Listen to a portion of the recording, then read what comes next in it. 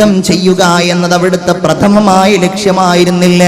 സാഹചര്യം യുദ്ധത്തിലേക്ക് എത്തിച്ചപ്പോൾ അള്ളാഹുവിന്റെ റസൂല് നേരത്തെ ഇവിടെ മാഷ് പറഞ്ഞതുപോലെ പ്രാർത്ഥന എന്ന ആയുധം കൊണ്ട് യുദ്ധത്തെ വിജയിപ്പിക്കുവാൻ വേണ്ടി തീരുമാനിച്ചു.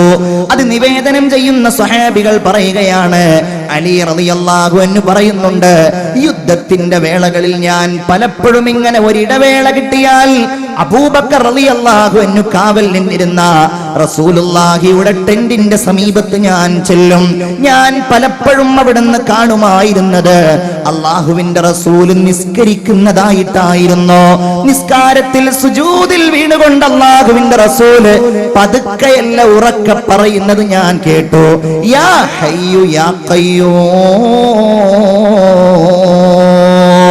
ബദറിൽ നിസ്കരിക്കുകയും നിസ്കാരം കഴിഞ്ഞ് കൈകൾ രണ്ടും ആകാശത്തേക്ക് ഉയർത്തി മാത്രമല്ല അവിടുത്തെ മുഖം മുകളിലേക്ക് ഉയർത്തി, കണ്ണുകൾ മുകളിലേക്ക് ഉയർത്തി ബഹുമാനപ്പെട്ട റസൂലുള്ളാഹിയുടെ തലയിൽ നിന്ന് ആ തട്ടം ഇങ്ങനെ താഴേക്ക് ഉതിർന്നു വീണ് അള്ളാഹുവിന്റെ റസൂല് ദുആ ചെയ്തു.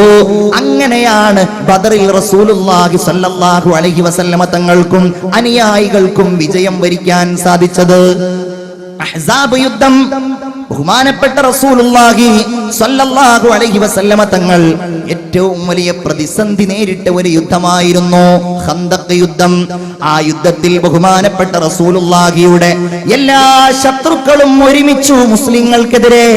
അതിന് അള്ളാഹുവിന്റെ റസൂൽ നേരിട്ടത് സ്വഹാബികൾ പറയുകയാണ്, ഒഴിവ് കിട്ടുന്ന വേളകളിൽ മുഴുവൻ ഹബീബായ റസൂലുള്ളാഹി സ്വല്ലല്ലാഹു അലൈഹി വസല്ലമ തങ്ങൾ നിസ്കരിക്കുമായിരുന്നു. വീട്ടിലേക്ക് വന്നാൽ വീട്ടിൽ പലപ്പോഴും ഭക്ഷണമുണ്ടാകുമായിരുന്നില്ല.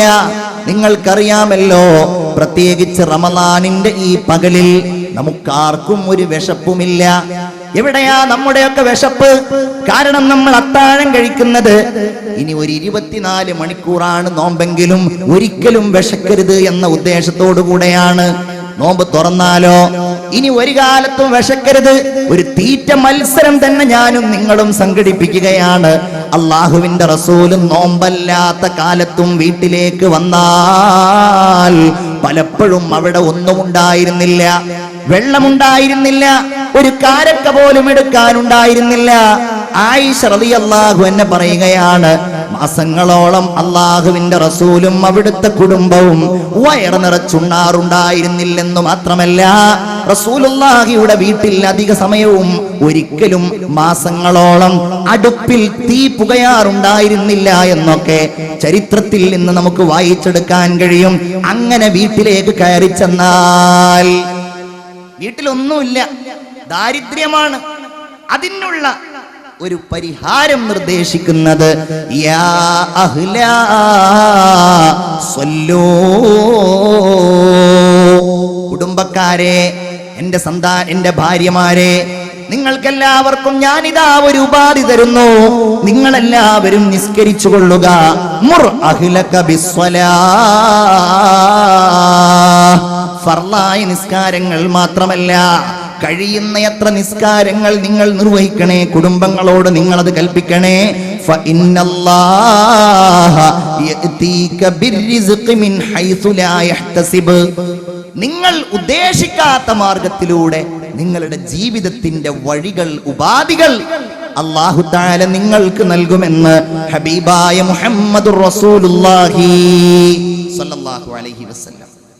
നിങ്ങൾ നിസ്കരിച്ചാൽ നിങ്ങൾക്ക് ജീവിക്കാൻ ആവശ്യമായ മാർഗം, വലിയ പൈസക്കാരനായില്ലെങ്കിലും ധനം കുന്നുകൂട്ടി വെക്കുന്ന ആളായില്ലെങ്കിലും ഉള്ളത് കൊണ്ട് സമാധാനിക്കാവുന്ന ഒരവസ്ഥ അല്ലാഹു തആല നിങ്ങൾക്ക് നൽകുമെന്ന് ആദരവായ മുഹമ്മദ് മുസ്തഫ സല്ലല്ലാഹു അലൈഹി വസല്ലം അല്ലാഹു തൗഫീഖ് നൽകുമാറാകട്ടെ. റഹ്മാനായ റബ്ബ് നമുക്ക് തൗഫീഖ് നൽകുമാറാകട്ടെ. ഒരു ഷഹാദത്ത് ചൊല്ലൂ, റമളാനാണല്ലോ. അശ്ഹദു അല്ലാ ഇലാഹ ഇല്ലല്ലാഹ് അസ്തഗ്ഫിറുല്ലാഹ് അസ്അലുകൽ ജന്നത വ അഊദു ബിക മിനൻ നാർ. അശ്ഹദു അല്ലാ ഇലാഹ ഇല്ലല്ലാഹ് അസ്തഗ്ഫിറുല്ലാഹ് അസ്അലുകൽ ജന്നത വ അഊദു ബിക മിനൻ നാർ.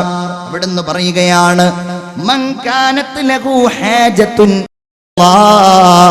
നിങ്ങൾക്കാർക്കെങ്കിലും റബ്ബിൽ നിന്നൊരാവശ്യം നിറവേറണമെന്ന് ഉദ്ദേശമുണ്ടെങ്കിൽ ഔ മിൻ ബനി ആദം, അതല്ലെങ്കിൽ ഏതെങ്കിലും ഒരാളിൽ നിന്ന് നിങ്ങൾക്കൊരു കാര്യം നടപ്പാകണമെന്ന് ഉദ്ദേശിക്കുന്നുവെങ്കിൽ ഫല്യതവല്ല, അവൻ വേഗം വുളൂ ചെയ്യട്ടെ. വല്യഹ്സിൻ വുളൂഅഹു, അവന്റെ വുളൂ അവൻ നന്നായി ചെയ്യട്ടെ. പിന്നെ അവൻ സുമ്മ ലിയുസല്ലി റക്അതൈൻ, പിന്നെ അവൻ 2 റക്അത്ത് നിസ്കരിക്കട്ടെ എന്ന് ആദരവായ മുഹമ്മദ് മുസ്തഫ സല്ലല്ലാഹു അലൈഹി വസല്ലം ഫർള് നിസ്കാരത്തെ കുറിച്ച് മാത്രമല്ല എല്ലാ നിസ്കാരങ്ങളുമാണ് നമ്മൾ പ്രതിപാദിക്കുന്നത്.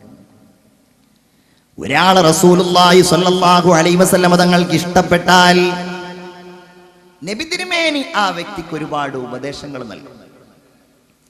അങ്ങനെ അവിടുന്ന് നൽകിയ ഉപദേശങ്ങളിൽ പ്രധാനപ്പെട്ട ഒന്നായിരുന്നു, മോനെ നീ നിസ്കരിക്കണം, നിസ്കാരം നിലനിർത്തണം എന്ന് ഒരാൾ റസൂലുള്ളാഹി സ്വല്ലല്ലാഹു അലൈഹി വസല്ലമ തങ്ങൾക്ക് ഇഷ്ടപ്പെട്ടാൽ ആ വ്യക്തിയോട് അവിടുന്ന് ഉപദേശിക്കുമായിരുന്നു.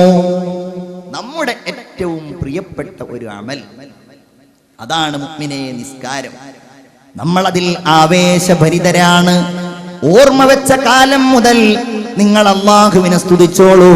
അൽഹംദുലില്ലാഹ്, നമുക്ക് നിസ്കരിക്കാൻ സൗഭാഗ്യമുണ്ടായിരിക്കുകയാണ്. അത് തലമുറയിലൂടെ നമ്മൾ ഇങ്ങനെ കൈമാറുകയാണ്. ആലോചിക്കൂ, ആ കർമ്മമില്ലെങ്കിൽ പിന്നെ നമ്മുടെ ജീവിതത്തിന് എന്ത് ലക്ഷ്യമാണ്? ഫഇദാ ഫറഗ്ത ഫൻസബ്, ഒരു കാര്യം കഴിഞ്ഞാൽ നീ അടുത്ത കാര്യം തുടങ്ങേണ്ടവനാണ്. അതാണ് വിശ്വാസിയെങ്കിൽ നിസ്കാരം നമ്മെ പ്രചോദിപ്പിക്കുന്നത് അതിനു വേണ്ടിയല്ലേ. ഒന്ന് കഴിഞ്ഞാൽ അടുത്ത കർമ്മം ഏറ്റവും വലിയ സൗഭാഗ്യം അതല്ലേ. അല്ലാഹു ആ സൗഭാഗ്യത്തിൽ ജീവിക്കുവാൻ നമുക്ക് തൗഫീഖ് നൽകുമാറാകട്ടെ.